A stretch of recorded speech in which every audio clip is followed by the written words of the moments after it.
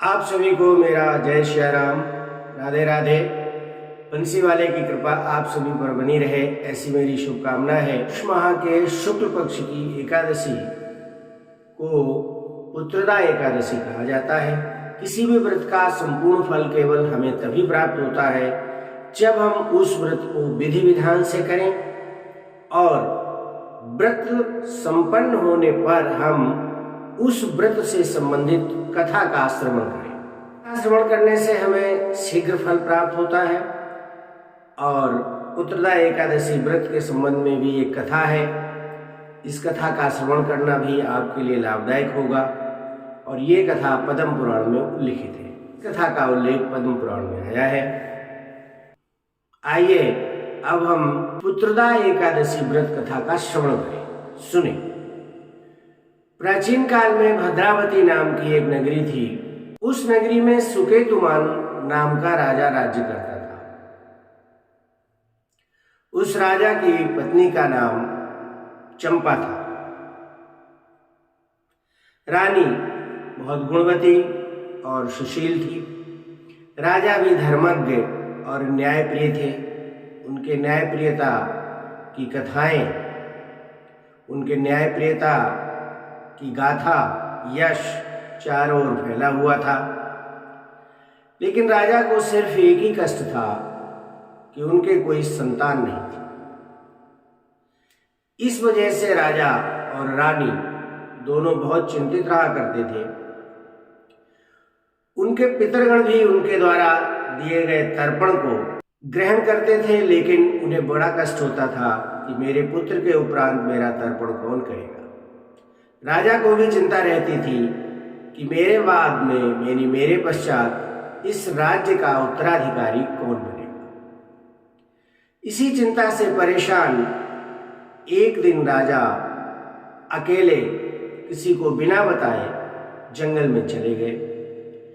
One में घूमते घूमते उन्होंने देखा कि मृग पत्नियां यानी हिरणी अपने शावकों के साथ क्रीड़ा कर रही हैं, कुलेल कर रही हैं।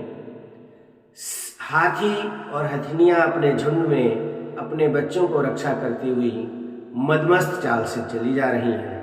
मोर अपने बच्चे के साथ में नृत्य कर रहा है, लेकिन मेरे कोई संतान नहीं है। ऐसा सोचते सोचते वो गहन मन में काफी अंदर तक चले गए। चलते चलते उनको भूख और प्यास लगी। पानी की तलाश में इतस्ततः यानी इधर उधर भटकते हुए उन्हें एक सरोवर दिखाई दिया। राजा उस सरोवर के पास चले गए, अपने घोड़े से नीचे उतरे और जल ग्रहण किया। पानी पीने के बाद उन्होंने इधर उधर नजर दौड़ाई तो देखा कि वहां कई ऋषियों के आश्रम बने हुए थे। राजा उन ऋषियों के पास गए और अपना परिचय दिया। सभी ऋषियों को उन्होंने दंडवत प्रणाम किया। राजा की विनम्रता को देखकर वो ऋषि बड़े प्रसन्न हुए। राजा ने उन ऋषियों से पूछा कि हे प्रभु, आप यहाँ किस कारण से एकत्र हुए हैं। उन सभी ऋषियों ने कहा कि हम विश्वदेवा ऋषि हैं और आज पुत्रदा एकादशी है। उस एकादशी का व्रत करने के लिए हम यहाँ पर एकत्र हुए हैं। राजा ने पूछा कि इस पुत्रदा एकादशी का फल क्या है। ऋषियों ने कहा कि जो व्यक्ति निसंतान है और इस पुत्रदा एकादशी का व्रत करते हैं उन्हें निश्चित रूप से संतान की प्राप्ति होती है। राजा ने पूछा इस व्रत को करने का विधान क्या है, इस व्रत को करने की विधि क्या है। तो उन सभी ऋषियों ने कहा कि आज हम सब लोग पुत्रदा एकादशी का व्रत कर रहे हैं, आप भी हमारे साथ पुत्रदा एकादशी का व्रत करें, आपको भी निश्चित रूप से संतान की प्राप्ति होगी।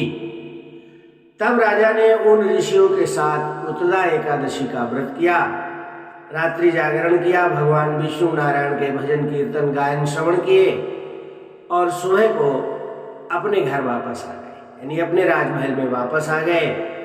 भगवान विष्णु नारायण की कृपा से कुछ दिन के उपरांत ही उनकी रानी चंपा ने गर्भ धारण किया और उनके एक सुंदर पुत्र उत्पन्न हुआ। और इस प्रकार ऐसा पुत्र उत्पन्न हुआ जिसने अपने गुणों से राजा को संतुष्ट किया और राजा के नाम को और आगे बढ़ाया।